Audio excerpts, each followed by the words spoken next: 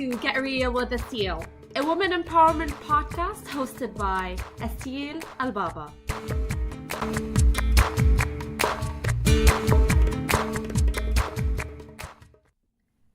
Welcome to another episode of Get Real with Asil. Today is Monday, June 11th, 2018. I'm dedicating this episode to my late grandma, who just passed away on Friday, June 8th. And when I got the news, it was definitely such a horrible moment when I recognized the value of the loss that just bestowed upon me. But at the same time, I recognized that this is one of the most universal and at the same time most painful experiences that people go through. So I'm dedicating this episode towards talking about grieving in general, as I am grieving my grandma as we speak, and it's very emotional, obviously, but it's also very personal. And it's one thing to lose somebody who has lived a full life. My grandma was in her 90s. She lived to see and experience her grandkids. So in my opinion, it's a rich life, and it's definitely something that I'm proud of her for, because she was such a resilient woman, and she definitely raised resilient kids, and her kids were able to raise resilient kids of their own. So her legacy is widespread across the world, really, because my cousins are in all different countries. So I'm dedicating this episode for her, and I thought I would walk you through certain things that I came across when I was researching about grief, because I wanted to understand it more and just put more understanding of the what actually happens, even though it's very personal. So some of the things I may share with you right now might apply to you differently, but at least it gives you some light in days where it's particularly very, very dark. So here's 10 facts about grief and grieving, and I'm extracting this by Dr. Bill Webster. I found it on the internet. I've read few things, and I found this particular article to be a very good one. So I'll share the link of that article in the show notes, but here it goes. So the first step is that you need to recognize that grief is normal. It's not a disease, it's just a very normal human response to significant loss. So people may encourage you to be strong and not to cry. And to be honest, these are the words that I personally found myself sharing with my aunts and my mom in particular, and my uncles. I'm like, be strong for her, stay positive, because you need to celebrate her life, not just mourn her death. And I would be saying these words as well. But how sad it would be if we cared about somebody that died and we didn't cry, or we weren't impacted by it. Like, it doesn't make any sense. Like, it definitely, as strong as somebody can be, these moments definitely just break you, and it's normal, and it's okay for it to break you. It is what it is. I'd like to think that if I pass away one day, people around me who care about me would definitely be, heartbroken.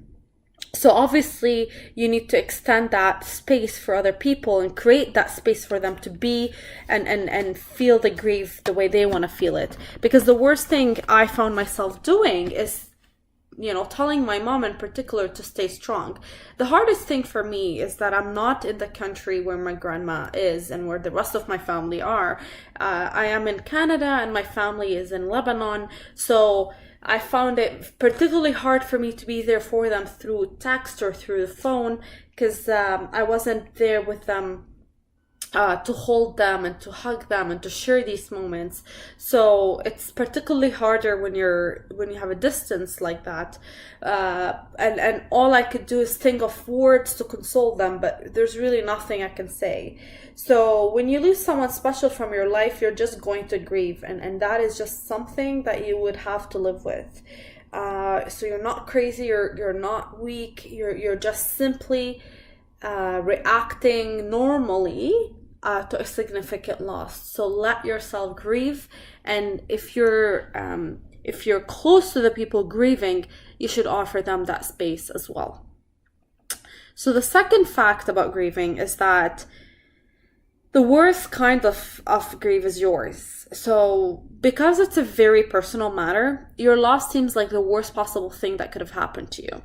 Sometimes people ask you if it's harder to lose one person or the other. So is it harder to lose a spouse or a child? Is it harder to lose a parent or a sibling? Like, people sometimes wonder what it'll be like to lose one person over the other. And there's no definite answer for these things. Loss is extremely personal. And I don't know obviously it's going to be much tougher if somebody is sick and going through pain versus an accident or a tragic accident that happens. Obviously, the way we react to loss is different based on the circumstances that led to that loss. However, it's important that we realize that it's a very personal experience, and every person is going to go through differently, regardless of what the relationship was and how the loss happened. So it doesn't make sense for us to come and sit here and think about it from that perspective, to how and who and how we would react to these particular answers. Just let it be and give yourself permission to feel whatever comes up and surfaces in these particular moments. The third thing is the way out of grief is through it. Because it's extremely painful, loss is one of the most difficult human experiences. There's simply no way around it. So we try to avoid pain as humans on a regular basis. We may attempt to get over things quickly. So if we suffer from a breakup or a job loss or any type of loss in that sense, we really just try to numb our feelings and rush through the recovery because the pain is just so significant. However, grieving for the loss of somebody that you lost, where death is involved, it's not like you lost them because the relationship ended. When somebody simply leaves this earth, it's truly unimaginable pain. And mostly, we need to remember that, like this particular quote by Helen Keller, she said, the only way to get to the other side is to go through the door. So we need to remember that we just have to go through it. We need to find the courage to go through this experience of grief, because learning it is a very major key to recovery. And while you may grieve differently, and while the length and the intensity of that grief would differ from one person to the other, we need to recognize that it's just something that needs to take place and cannot be rushed. Because if it's rushed, then you're simply in denial, and your body is telling you differently on different layers, essentially. The fourth fact about grief is that it's intimately connected to the relationship. So what that means is that every relationship holds a special and unique significance to us. So your relationship with your siblings is different than that to your parents, than that to your friends, partners, colleagues, etc. So to fully interpret our grief response, we need to understand what that relationship brought to our life before we lost it. So we may grieve, like I said earlier, to our parents very differently than that to a friend. And normally, our grief would be different if that person is older versus younger, or if that person died because of a disease versus an accident, some things that I've mentioned earlier. So what we have lost is not the same way. So we grieve differently in these particular circumstances. I recall when I was a teenager, I think I was 14 or 13 at the time, I lost a very dear friend to me at the time. He was one of my best friends, and we would play beach volleyball every day. And you know, I used to have a summer membership in a beach club, so I would go there and group of friends, and we just, you know, we were together pretty much every single day. And I remember my friend invited me for pizza on a Friday, and it was a Wednesday. So Thursday, he went to get a haircut, and unfortunately, he got into a tragic car accident and he died. And that was my first experience with grief, because I could not understand how somebody I was just with the night before, I was supposed to meet, the night after, how he can lose his life in between. It was extremely tragic, and it took me the whole year to even realize the fact that he's gone, and it truly was super painful. And it was really just a traumatic response to death in general. But since then, I've really gained so much more faith in God and spirituality, and I just realized that everything has its own reasons. So things happen the way they're meant to happen, and while we cannot understand them or appreciate them even, we don't have the full picture to understand the wisdom behind why things happen the way they do. We don't understand what's happening after.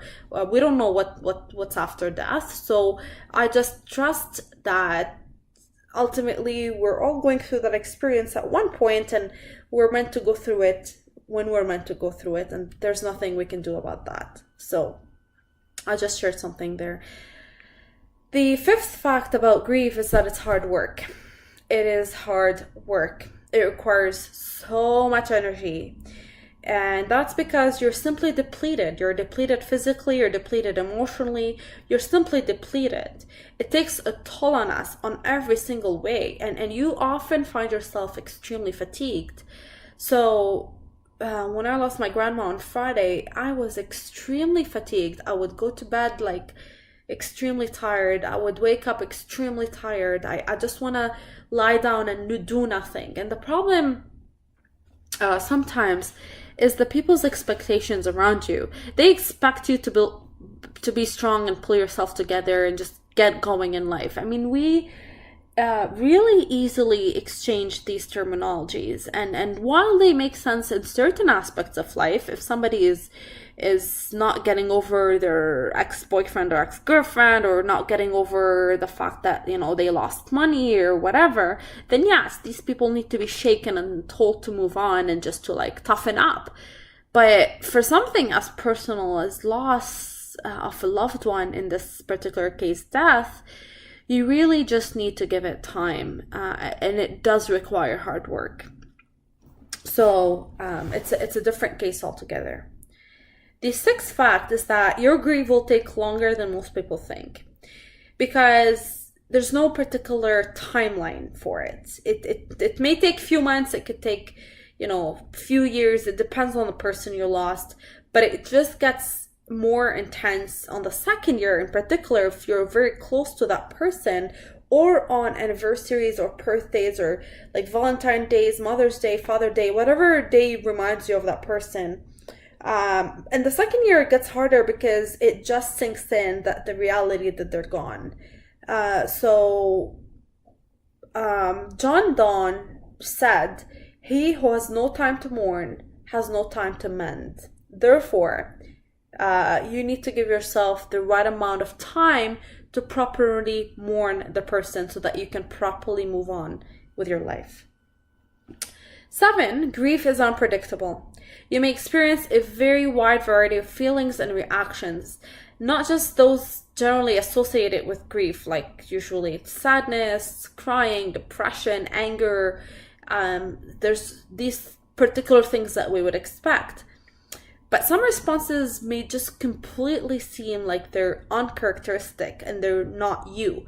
You may think, I'm not sure why I'm doing this or why I'm saying this. This is not me. This is, I'm not sure where this is coming from. And that's because grief is unpredictable. So we cannot present it in a neat, predictable package. It's just going to come the way it's going to come. So just think, when you think you have it figured out, something comes along the way and surprises you.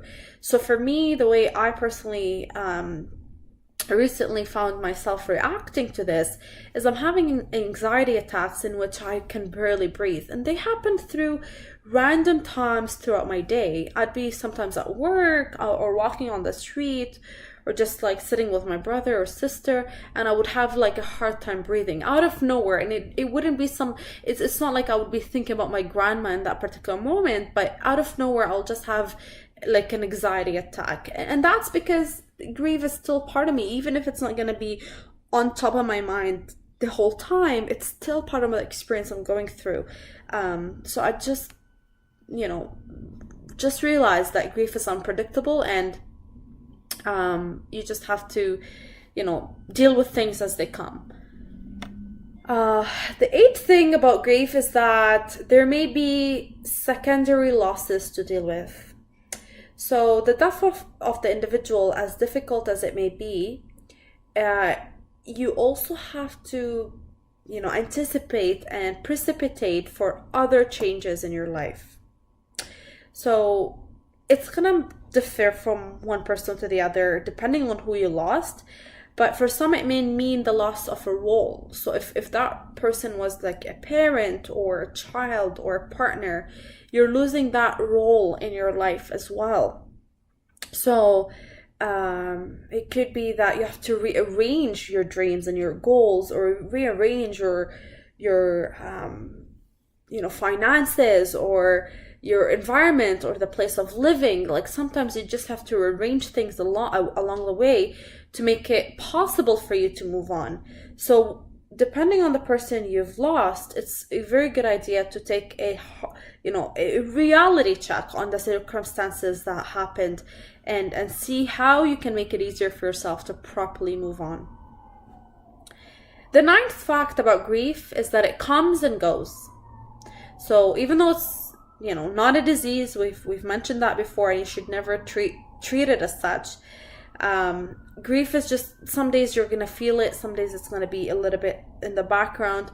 So I can go around my day right now distracting myself with work, for example, but if I sit home and start thinking about my grandma, grief would all of a sudden engulf me.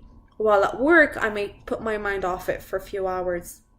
So it's just gonna come and go in different times, and the intensity of these moments will lessen with time. You just have to, like I mentioned earlier, live through it.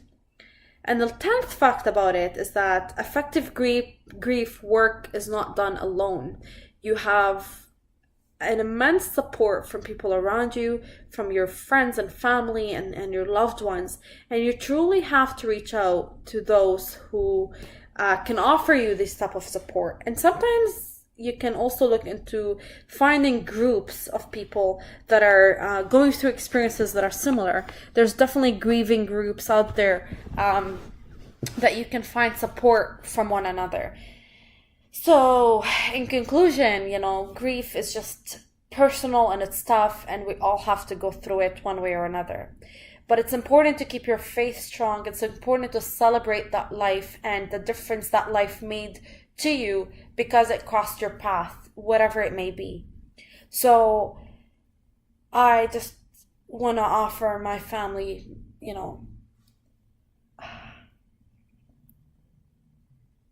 I think I'm just gonna end it here. It's just not easy ever to lose somebody you love, and we'll just end it here. But I do look forward to future episodes where we can learn, grow, and most importantly, get real together. Take care, everybody.